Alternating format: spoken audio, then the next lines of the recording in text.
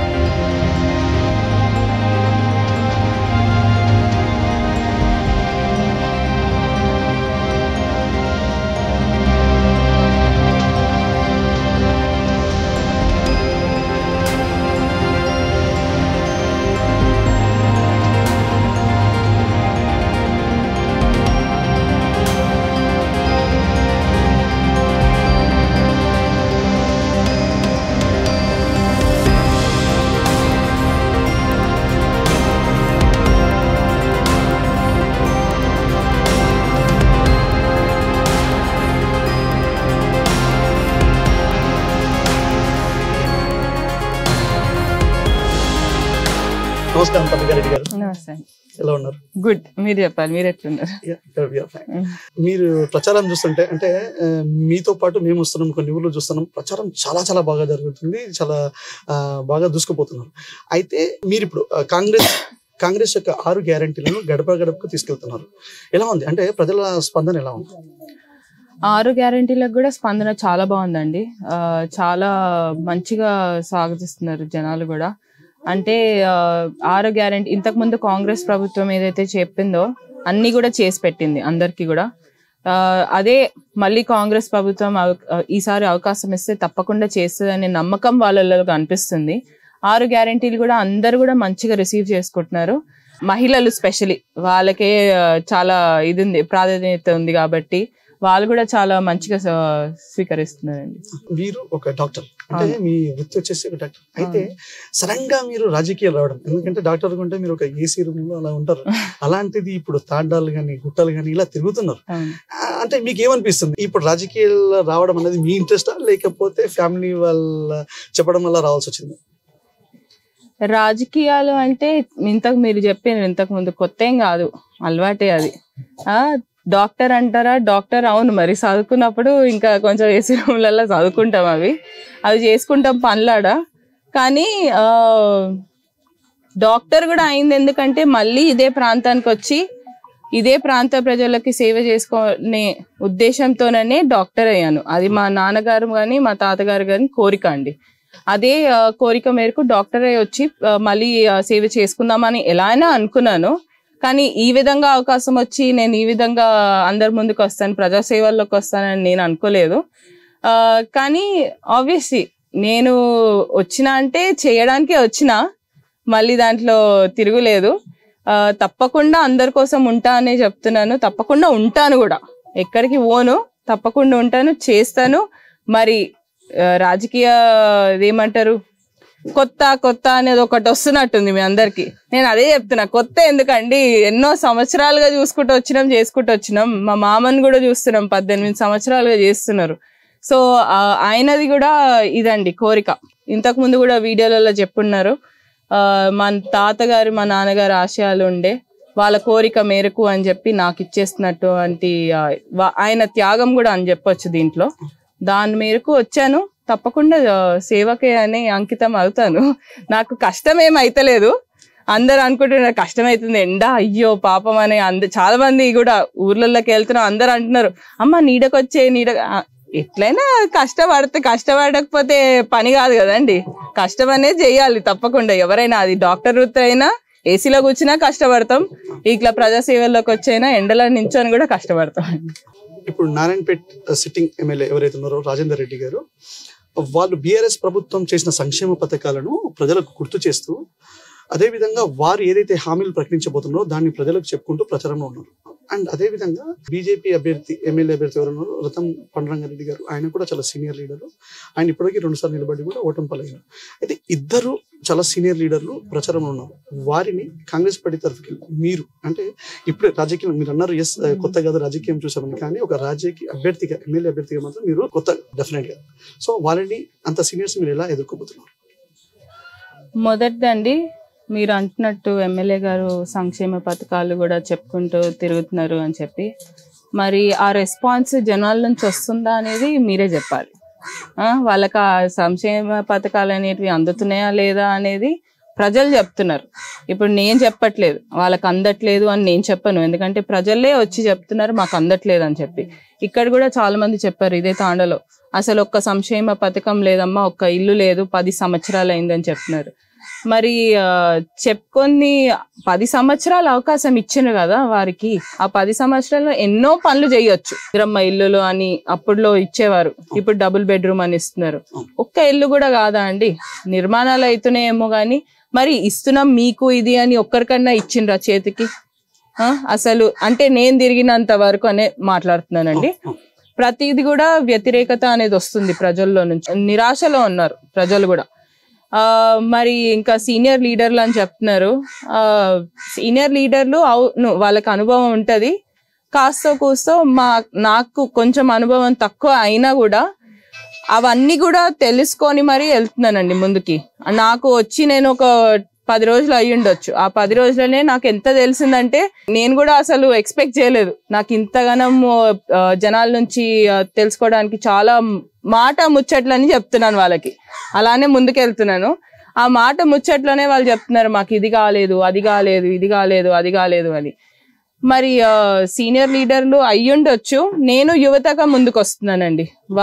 యువత అంటే obviously I believe only one thing అండి, youth is the future. Obviously ఎంతైనా యూత్ నుంచి గానే ఎవరైనా స్టార్ట్ చేసేది యూత్ గానే, అది ఎవరైనా సరే. 10 సంవత్సరాల క్రితం రాజేందర్ రెడ్డి గారు కూడా కొత్తగానే వచ్చారు, ఇప్పుడు నేను కూడా కొత్తగానే వస్తున్నాను. ఇప్పుడు everybody will start from a point, నేను కూడా అదే స్టార్టింగ్ పాయింట్ లో ఉన్నాను. స్టార్టింగ్ పాయింట్ తో పాటు మాకు మామ తోడు అనేది ఉంది. ఎలా అయినా ఆయనకి ఈ ప్రాంతం అనేది అవగాహన ఉంది, అన్ని ఉన్నాయి. ఆయన సపోర్ట్ తోని ముందుకు వెళ్తాను తప్పకుండా. అందరికి సేవాభావంతోనే ముందుకు వెళ్తున్నాను, తప్పకుండా చేసి పెడతాను. వాళ్ళు సీనియర్లు అయి ఉండొచ్చు, వాళ్ళకి అవకాశాలు వచ్చినాయి. ఈసారి ఒక్కసారి నాకు కూడా అవకాశం ఇవ్వమని చెప్తున్నాను. అసలు యూత్ అనేది ఏం మార్పు తెస్తుంది అనేది జనాలకు చూపించడానికి నన్ను ఇలా ముందుకు పెట్టారండి. తెలంగాణ మలిదశ ఉద్యమం వచ్చేసి నీళ్లు నిధులు నియామకాల ధ్యేయంగా ప్రారంభమైంది. పోరాడి కొట్టాడి తెలంగాణ సాధించుకున్నాం. అయితే నారాయణపేటలో మాత్రం ఇప్పటి వరకు రైతుల సాగునీటి కోస తీరలేదని, అదే విధంగా వలసలు కూడా నారాయణపేట నుండి ఇప్పటికీ వలసలు పోతున్నాయని అంటున్నారు. సో దానిపైన మీ స్పందన మీరు ఇవ్వండి. అంటే నీళ్ళు అని చెప్పి మిషన్ భగీరథ అని పెడుతున్నారు కదండి, తాగునీరు కోసం అని. కానీ అవన్నీ కూడా జనాలు వాడుతున్నారా? ఒక్కసారి ఆలోచించాలి, వాళ్ళు ఎట్లా వాడుతున్నారు అనేది కూడా ఆలోచించాలి కదా. ఇప్పుడు ఎంతైనా బోర్ల నీళ్ళకి దానికి చాలా తేడా ఉందని కూడా తెలుసుకుంటూ వస్తుంది. దాంతో పాటు నారాయణపేటకి వచ్చే నీళ్లు కూడా ఆపి, ఏదైతే జయమ్మ చెరువు అనేది మనకి చాలా ఇంపార్టెంట్, ఆ నీళ్లు కూడా ఆపి జనాలకి పోకుండా అట్లీస్ట్ 1 lakh ఎకర్స్ వరకు కూడా నీళ్ళు చేరుతుండే. అది కూడా 30 kilometers అండి మనకి. ఆ 30 kilometers నుంచి దగ్గర తెచ్చుకోవచ్చు, కానీ 300 kilometers తిప్పి రౌండ్ తిప్పి మళ్ళీ తెస్తామంటే కిందికి పోయిన నీళ్ళు పైకి రావు కదండి. పైనుంచే తెచ్చుకోవాలి, కానీ కిందికి పోయి మళ్ళీ మేము పైకి వస్తామంటే కష్టం అవుతుంది. అది నీళ్ళైనా కూడా ఇప్పుడు గుట్ట మీద కడితేనే నీళ్లు కిందికి వస్తాయి, అది కింద కట్టి గుట్ట మీదకి ఎక్కియాలంటే కష్టం కదా. అదే విధిగా పనులైతే ఉన్నాయి, చూద్దాము చేస్తారో లేదు. నేను మాత్రం చెప్తున్నాను తప్పకుండా అదైతే జియో 69 మన నారాయణపేట కాన్స్టిట్యుయెన్సీ అభివృద్ధి కోసం అయితే స్టార్ట్ చేశారో అది మధ్యలో ఆగిపోయింది. దానికోసం కూడా కృషి చేస్తానని చెప్పాను ఆల్రెడీ. ఇంతకు ముందు కూడా వేరే న్యూస్ ఛానల్స్ అందరితో కూడా మాట్లాడినప్పుడు అదే చెప్పాను. అలానే దృష్టి మాత్రం దాని మీద తప్పకుండా ఉంటుందండి. సో పర్ణికర్ రెడ్డి గారు నెక్స్ట్ నియోజకవర్గం అంటే నవంబర్ 30 ఎలక్షన్స్ December 3 మనకు రిజల్ట్స్ తెలియబోతున్నాయి. అయితే నారాయణపేట నియోజకవర్గం ఎమ్మెల్యేగా గెలుపొందితే మీరు ఎలాంటి అభివృద్ధి చేయబోతున్నారు ఒక ఎమ్మెల్యేగా? అభివృద్ధి చేయడం అంటే నేను తక్కువ మాట్లాడతా అండి, పని మాత్రం తప్పకుండా చేస్తా. అది ఏదైనా కానివ్వండి, అది ఏ పథకాలు కానివ్వండి, ఏవైనా కూడా నేను ఇవి చేస్తాను అని మాత్రం చెప్పను. కానీ అవును, కొన్ని అయితే ఏవైతే పెండింగ్ లో ఉన్నాయి, 3 మండలాలు కానివ్వండి, మన గార్లపాడు, కాన్కుర్తి, ఇంకా కోటకొండ, ఆ 3 మండలాల గురించి, ఈ జియో 69 గురించి ఫస్ట్ ఫోకస్ వాళ్ళ మీద ఉండి, మిగతా సంక్షేమ పథకాలు 6 గ్యారెంటీలు ఏవైతే ఉన్నాయో అవన్నీ కూడా జనాల్లోకి చేరేటట్టు ప్రయత్నిస్తానండి తప్పకుండా. స్వర్గీయ చిట్టం నర్సిరెడ్డి గారి, అదే విధంగా మీ నాన్నగారు స్వర్గీయ వెంకటేశ్వర రెడ్డి గారి, వాళ్ళకు అంటే ఇక్కడ ఫాలోయింగ్ చాలా నారాయణపేటలో.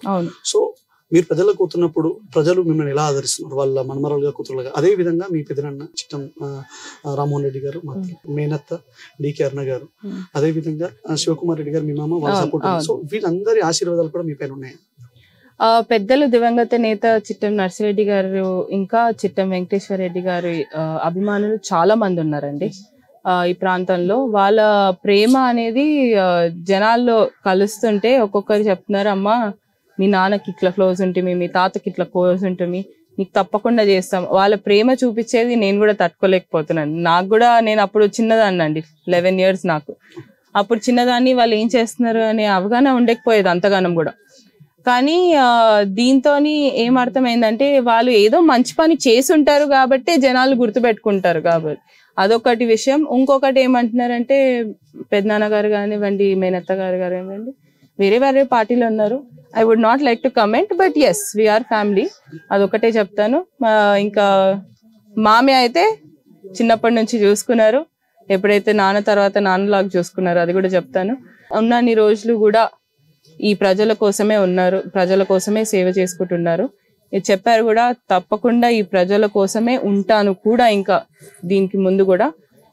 తన సపోర్ట్ అయితే ఎప్పుడు కూడా నాకే ఉంటుంది, అది మాత్రం నాకు తెలుసు. నేను మేనకోడళ్ళని చాలా మంది అంటారు, కానీ ఆయనకు నేను పెద్ద కూతురునే. సో దాంతో with his support I will go forward for sure. చివరగా మీరు నారాయణపేట నియోజకవర్గ ప్రజలకు కాంగ్రెస్ ఎమ్మెల్యే అభ్యర్థిగా ఏం చెప్పాలి? ఒకటే చెప్తానండి, 10 years గా ఒకరికి అవకాశం ఇచ్చారు. ఏం డెవలప్మెంట్ అయింది, ఏం పథకాలు మీకు అందాయో మీ అందరికీ కూడా తెలుసు. ఈ ఒక్కసారి నాకు అవకాశం ఇవ్వండి అని కోరుతున్నాను. ఒక్కసారి అవకాశం ఇచ్చి చూడండి, తప్పకుండా మార్పు చూస్తారు అని చెప్తున్నాను. అది నేను చెప్తే అందరూ ముచ్చటగా చాలా మంది చెప్తారు, ఇది నేను చేస్తా, అది నేను చేస్తా అని మస్తు మంది చెప్తారు. నేను తక్కువ మాట్లాడతాను, తప్పకుండా పని మాత్రం తప్పకుండా చేసి పెడతానండి. నారాయణపేట నియోజకవర్గ కాంగ్రెస్ పార్టీ ఎమ్మెల్యే అభ్యర్థి చెప్తున్నారు ఏంటంటే, తను తక్కువ మాట్లాడతాను కానీ అభివృద్ధి ఏంటంటే నేను చూపిస్తాను. 10 సంవత్సరాలు బీఆర్ఎస్ పార్టీకి ఛాన్స్ ఇచ్చారు, ఒక్క ఛాన్స్ కాంగ్రెస్ పార్టీకి ఇవ్వండి. ఒక డాక్టర్ చదువుకున్న వ్యక్తిని, నాకు ఇక్కడ ప్రజలు పడుతున్న బాధలు తెలుసు. అంటే నీళ్లు నిధులు నియామకాలతో మనకు ఒక తెలంగాణ ప్రత్యేక రాష్ట్రం ఏర్పడ్డది, కానీ ఎంతమందికి నిజంగా రైతులకు నీళ్ళు అందుతున్నాయా, నియామకాలు అంటే బడ్జెట్ కరెక్ట్ యూజ్ చేసుకుని నియామకాలు కూడా కరెక్ట్ గా చదువుకున్న పిల్లలకు అందుతున్నాయా లేదా మనకు తెలుస్తుంది. కాబట్టి తప్పకుండా నన్ను గెలిపిస్తే నా సాధ్యమైనంత వరకు ఇవన్నీ నేను సమకూర్చేలా, అంటే నారాయణపేట నియోజకవర్గాన్ని అభివృద్ధి చేస్తానని పర్ణికారెడ్డి గారు అంటున్నారు. కెమెరా పర్సన్ శివకుమార్తో రమాకాంత్ రెడ్డి, ఆర్టీవీ న్యూస్. ధన్యవాదాలు. Thank you.